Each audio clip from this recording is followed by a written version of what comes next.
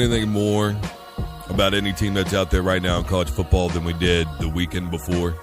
Kind of a lull this last weekend in college football. You take Ohio State, for instance. They were supposed to be presented a challenge by Nebraska, but it didn't happen. And their schedule so far has been soft. And I think that it's only fair that if we're going to go after Alabama or anybody else, that we need to go after Ohio State. Because Florida Atlantic isn't exactly the team to beat right now outside of the, quote, Power 5 conferences. Maybe more like a Boise State or Central Florida or one of those football teams.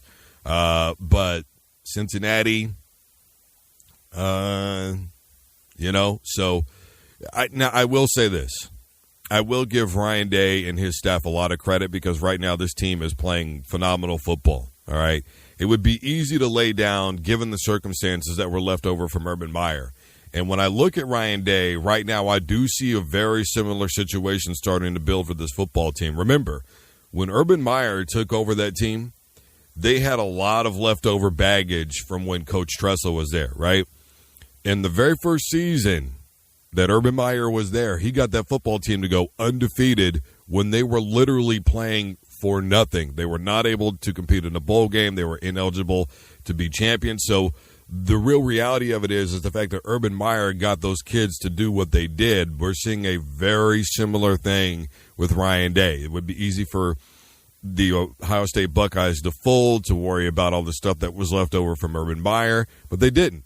And, the fact of the matter is that right now they're playing full four-quarter football. They're playing inspired football, and they're doing what they're supposed to be doing, and that is basically running through the competition. I think they've outscored their opponents 262-43 as of now, so they're taking care of business. I don't like their schedule. Obviously, we're going to see next weekend against Michigan State, who played a fairly good Arizona State football team. They just did beat Cal, but I think Cal was probably a little overrated. Again, I'm not a Big 12 or Pac-12 football fan. Regardless, the fact of the matter is that Michigan State defensively could present some problems to the Buckeyes, but offensively, I don't see whether there going to be any competition to them at this point. Like Herm Edwards said, you're not going to win a lot of football games 10-7 after his Arizona State football team did beat Michigan State. So we'll see how that plays out. I think it could be a good defensive game, so I'm looking forward to that. I'm looking forward to seeing how their offense can respond against a good defense. But obviously we're going to have to wait for that because the schedule just hasn't permitted them facing anybody that's really worth their salt, to be perfectly honest with you. In terms of the Pac-12, I still think that Utah is the best team in the Pac-12. Do I believe that they could compete with anybody in the playoff? I don't know. I really liked their physicality the first couple of weeks that I saw them play, especially their running back, Zach Moss. Unfortunately, though, that shoulder, we'll just kind of see as time goes along, but I don't know that there's anybody in the Pac-12 that can realistically compete with Clemson or Bama. Clemson's offense is not very good. That's maybe one thing that I think that we've all seen this season. But defensively, I think they're still a very solid football team. But offensively, Clemson's going to have to clean it up somehow. Look, I know Dabo Swinney is talking about the youth of this football team, and I completely understand where he's coming from. And then, of course, on top of that, you've played for the national title how many years in a row now? You're consistently in the playoff. And so now not only is everybody gunning for you, but now you have a very young football team. But that's not how people revere you, is it? They revere you as the team from being from last season. Now, I think you could talk to Nick Saban about that and say there are no excuses. I like the mentality in a lot of ways that he's taking. But by the same token, you go to any university to win. Now, does that mean that they're going to be phenomenal and finish the season out good this year? I don't know, but I'm telling you, watching Clemson versus watching Alabama versus watching OU, and we're seeing night and day with these football teams. We really are. Clemson pulled out that win against North Carolina, but I got to tell you, as close as that game was, and for the record, I think we all almost agree Matt Brown should have gone for two. Look, why bother taking it in overtime and giving Clemson a chance to beat you there? just beat them now. So I like the mentality. I think they did the right thing. And regardless, Clemson does come away with a win. I know a lot of people say a win is a win is a win. But one loss, I think, right now in the ACC could be a lot of trouble for you, especially with, Notre Dame having kind of the schedule that they have. There's other football teams right now in the Pac-12. You've got OU in the Big 12. They're going to be creeping up. You've got a couple of teams in the SEC. You've got Georgia, LSU, Auburn, Bama. So the real reality of it is if Clemson stumbles this season, we might actually see two teams out of the SEC be in a college football playoff. I wouldn't like it. You wouldn't like it, but that's just the way that it is. Speaking of mentality, how about Coach Mike Leach absolutely going in on his football team?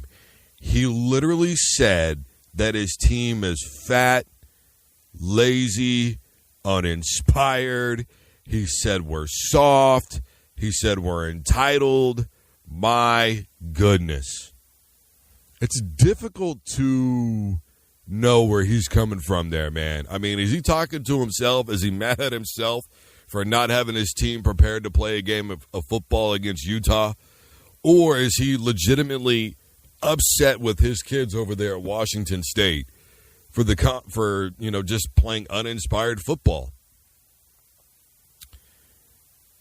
I didn't get a chance to watch that game. I normally am that guy that stays up and watches, those Pac-12 football games. I didn't get a chance to. I was just exhausted. My thing is simply this. Like I said, number one, I think Utah is the best team out of the Pac-12 right now. With their physicality, with their defense, I don't think that there's a better team in the Pac-12, especially given the up-and-down nature of Stanford right now. You look at Cal making it into the top 25 after playing basically nobody. And then, of course, Arizona State comes along and beats them, and Arizona State has at least beat Michigan State, okay? My thing is this. We ask for people to be honest, then we get upset when they are. Some people laugh and find it funny, but at no point in time to me was Mike Leach being funny. And he's right. They do get a lot of good press because he's a teacher now. He's got a lot of clever quips. So a lot of that really has to do with him. And like I said, he may be essentially talking to himself.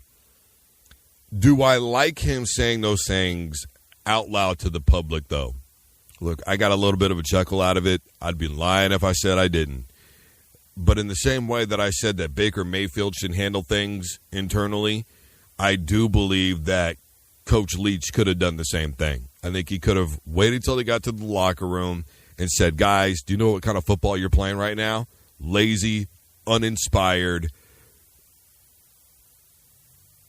just bad football. You guys gave them no resistance. You didn't even try. I feel like you don't care, and if you don't care, you don't need to be part of this program. That's real simple. It's cut and dry. And there's a lot of football coaches out there that'll tell you that. It's not a game. It's really not a game. And I understand where he's coming from with believing that you're entitled. And we're not talking about I need more money entitled. We're talking about, well, I just expect to be able to win a football game, and we're just that good. Woo, woo, woo. Well, that's just not the case now, is it? Even if they were better on paper, that's not the way to play football. Do I think that WSU was better on paper than Utah going into that football game? No, I do not. But his coach has the mentality of we should be better and playing better than any football team that we come up against. We were a tough team last year. Most of those kids were back from last year. They're here this year. Why aren't they playing that same type of tough football? I'll tell you this right now. 95% of coaches can deal with a loss if they feel like you play it as hard as you absolutely could. And that's real deal. Because those after-game speeches sound something like, you guys gave it all you had. I'm not upset with anybody. You left it all out on the field.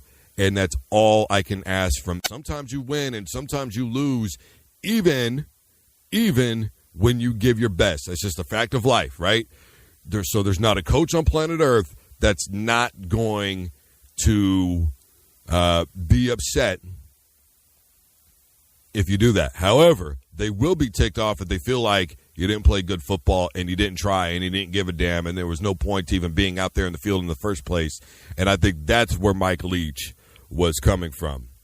In terms of the rest of the college football league, look, like I said, kind of a lull last weekend. I think obviously we found out that Maryland was not for real. I think we're seeing the Syracuse scenario from a couple of years ago where Syracuse beat Clemson and everybody's still talking about it for some odd reason. Remember, like I said, Syracuse didn't win a single game the rest of the way out. So I am Drew Duncan, host of the Full Court Press. Facebook, Twitter, and Instagram is all at Drew Duncan 83.